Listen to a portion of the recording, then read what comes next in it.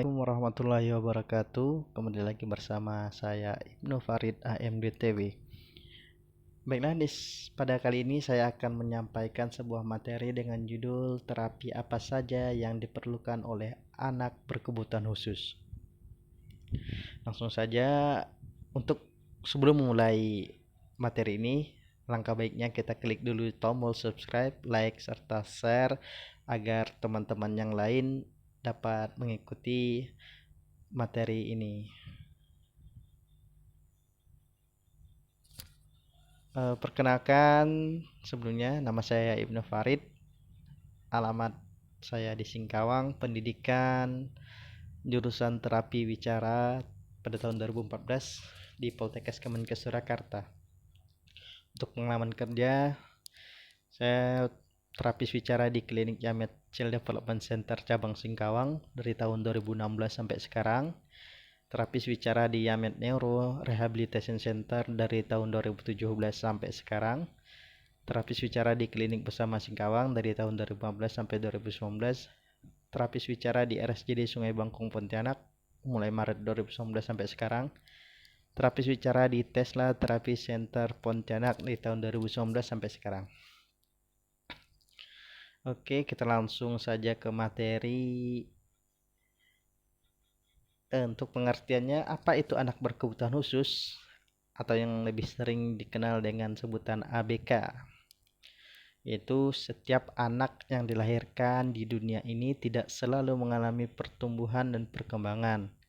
Banyak di antara mereka yang mengalami pertumbuhan dan perkembangan mengalami hambatan, gangguan, keterlambatan, atau faktor-faktor risiko sehingga untuk mencapai perkembangan optimal diperlukan penanganan atau intervensi khusus. Nah, kelompok inilah yang kemudian dikenal sebagai anak berkebutuhan khusus atau anak luar biasa. Sangat diperlukan adanya pemahaman mengenai jenis-jenis klasifikasi anak berkebutuhan khusus dan akibat-akibat yang terjadi pada penderita. Anak berkebutuhan khusus sering disebut dengan anak spesial, dikarenakan mereka termasuk anak yang pertumbuhan dan perkembangannya mengalami penyimpangan atau kelainan baik dari segi fisik, mental, emosi, serta sosialnya bila dibandingkan dengan anak-anak normal yang lainnya. Untuk klasifikasi anak berkebutuhan khusus yang tergolong dalam anak berkebutuhan khusus yaitu anak yang mengalami kesulitan belajar, gangguan bicara, intellectual disability, gangguan emosi, gangguan fisik dan kesehatan, gangguan pendengaran, gangguan penglihatan, dan tunaganda. Itu menurut Lynch Lewis tahun 2003. Untuk permasalahan yang sering dialami pada anak berkebutuhan khusus yaitu pertama, interaksi sosial.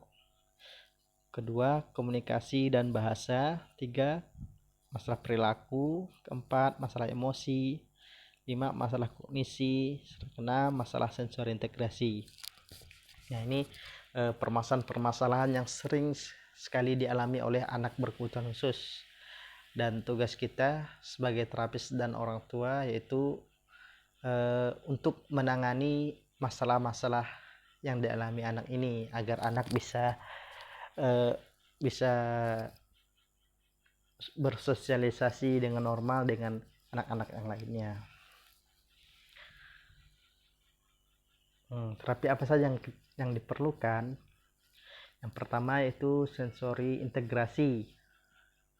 Kedua, terapi perilaku, terapi okupasi, terapi wicara, fisioterapi, serta terapi penunjang lainnya yang akan saya jelaskan pada slide berikutnya.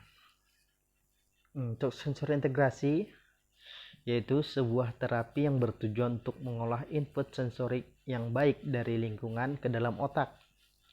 Apabila seorang anak kurang dapat mengolah informasi yang diterima dari dalam lingkungan, maka ia dikategorikan dalam gangguan sensori integrasi. Contohnya yaitu terlalu sensitif terhadap suara, sentuhan, atau gerakan.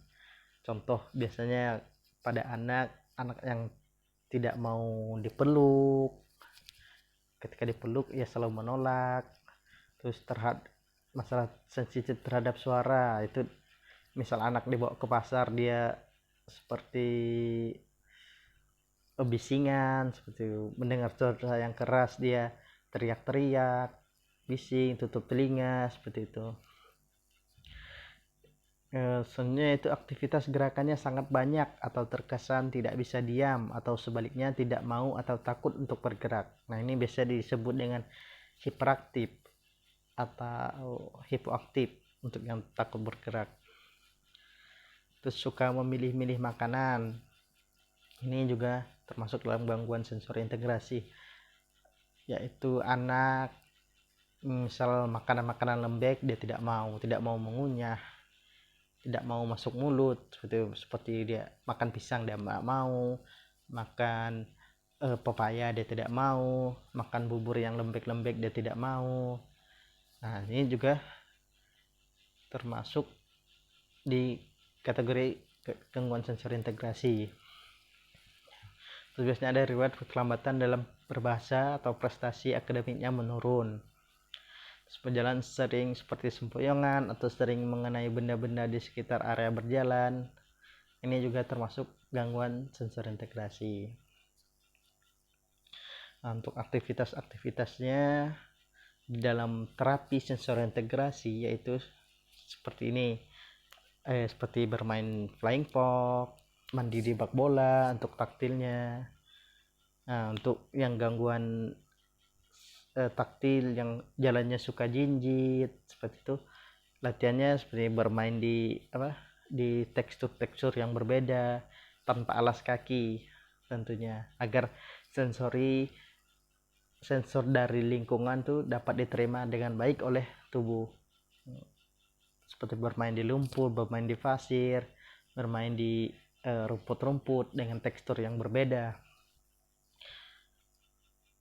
Nah, ini bermain di papan titian, bermain ayunan.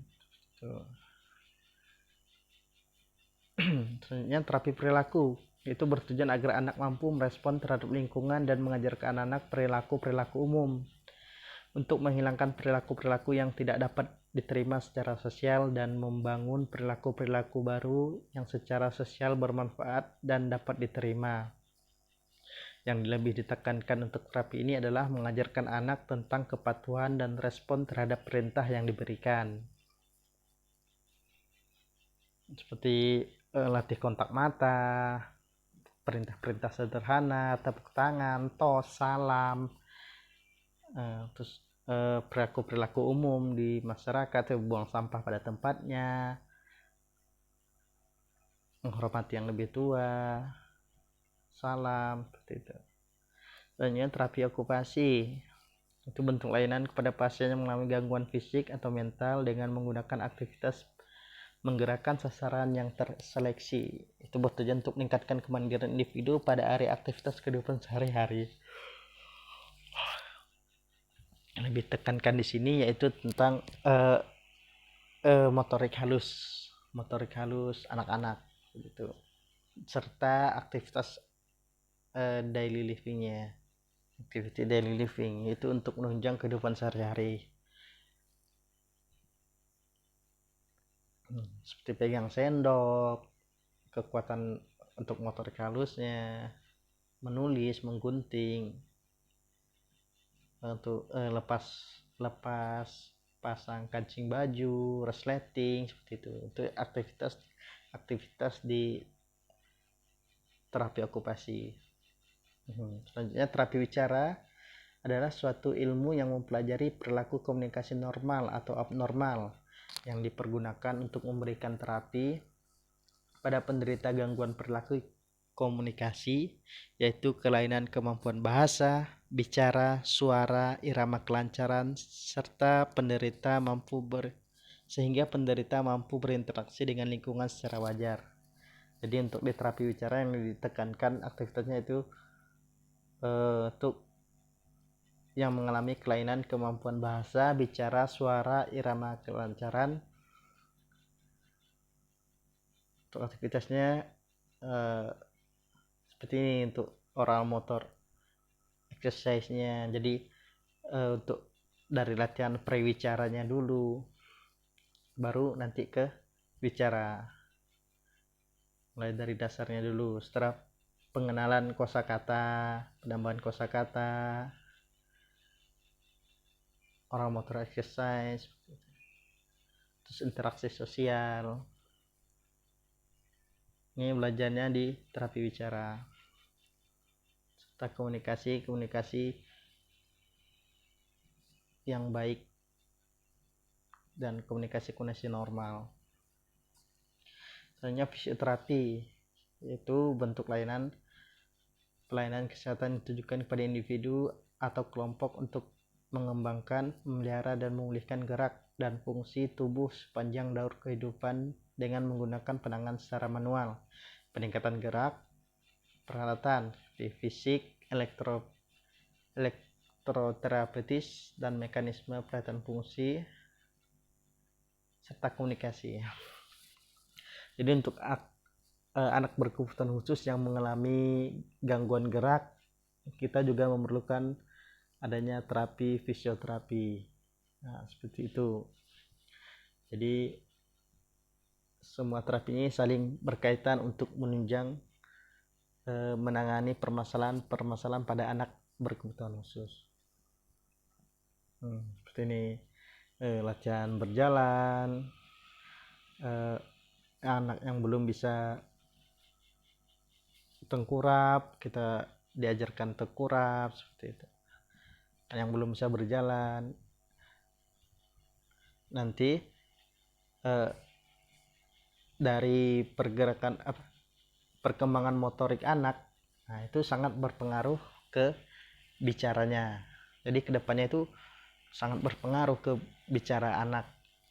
Jadi misal anak mengalami umur sekian, dia tidak mengalami merangkak, contohnya ada dari tengkurap langsung duduk berjalan, nah itu melewati fase merangkak.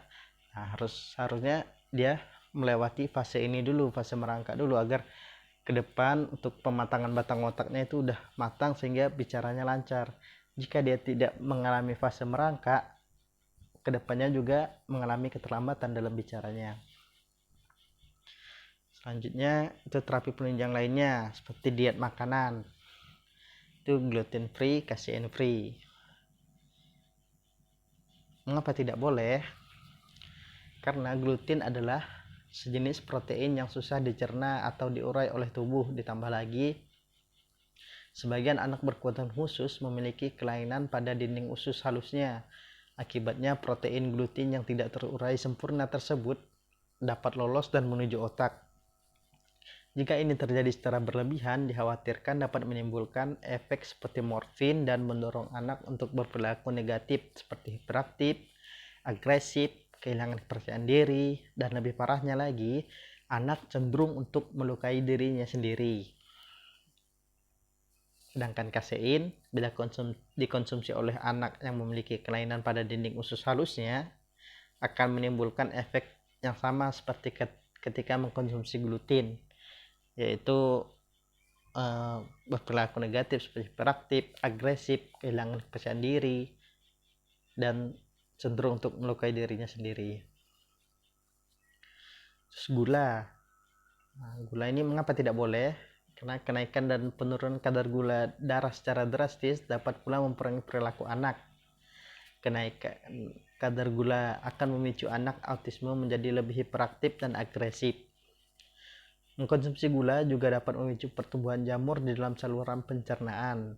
Jika pertumbuhan jamur berlebih, dapat menimbulkan perilaku agresif, hiperaktif, sukar berkonsentrasi, dan masalah kesehatan lainnya. Terus gadget dan elektronik, nah ini juga tidak boleh diberikan kepada anak dengan berkebutuhan khusus, karena daya tangkap anak berkebutuhan khusus itu berbeda dengan anak yang normal, dengan kita normal seperti biasanya. Seperti HP, TV, game, YouTube, dan lainnya. Ini kalau bisa di stop dulu untuk anak berkebutuhan khusus, dan untuk anak normal lainnya juga harus di stop juga, karena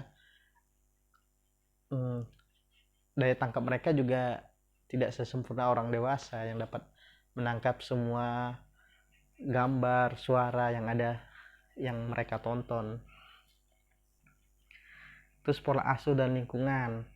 Nah, biasakan anak untuk melatih kemandiriannya tidak tergantung kepada orang tua dan lingkungan, dan tidak memanjakan anak, menggunakan bahasa positif kepada anak. Terus pola asuh harus tegas, disiplin, dan kasih sayang utuh, serta quality time bersama anak.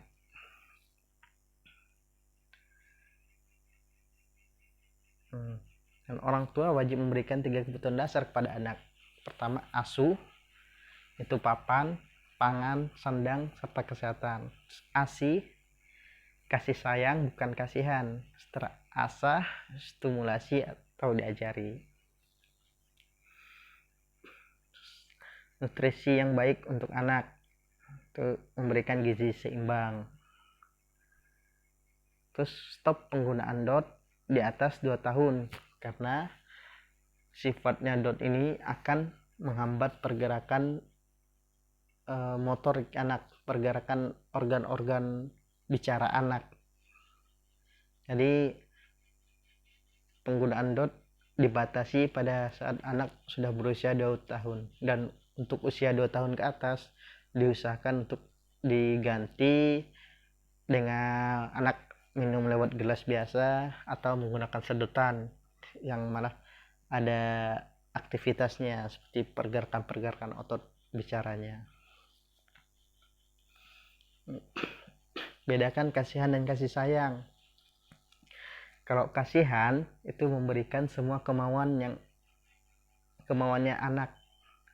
Efeknya nanti anak tidak bisa diatur, pengen terus berperilaku semaunya sendiri, dan anak akan berefek seperti ini, tantrum seperti itu, terus mengamuk-amuk di keramaian, malah tidak bisa diatur di keramaian, anak lebih agresif, lebih emosi. Itu efek dari kita kasihan kepada anak, itu memberikan kemauan anak, malah efeknya bisa negatif. Kalau kasih sayang itu memberikan semua kebutuhan anak, jadi apa yang anak butuhkan itu yang kita berikan. Juga dapat membantu prestasi anak, seperti itu, anak lebih mudah diatur. Sekian materi yang saya sampaikan, kurang lebihnya saya mohon maaf. Semoga materi yang saya sampaikan ini bermanfaat bagi ayah dan bunda semua. Sekian, terima kasih. Assalamualaikum warahmatullahi wabarakatuh.